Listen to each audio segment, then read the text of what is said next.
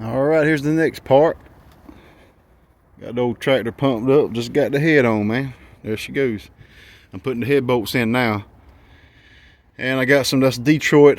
That's an old, that's the same one I used this last time I got to rebuild 5 years ago. I mean, the last time I rebuilt the truck 5 years ago. That's an international compound. I think it was international compound. Anyway, that's what you put on the head bolts around the heads of it, where it meets the deck. I mean, meets the head and around the threads. So that's what it looks like. That's what I'm doing now. So I'll give you a little update.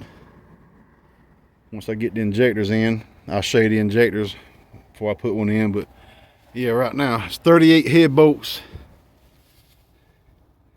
16 millimeter, 12 point. That's what we're doing now.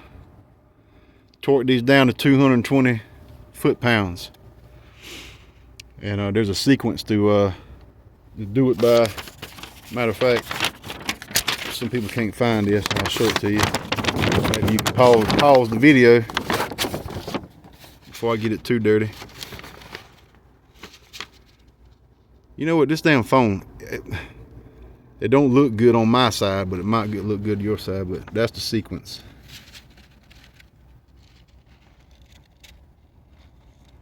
That's the torque sequence you should use. Go over them twice like it says right here now. Okay. All right. So that's it. All right. So now we're about to tighten the head bolts down. We got to hook up the water line back there, the fuel inlet and the fuel out line, and then feed the injector harness through the back of the head. So here we go, man. We're still pumping.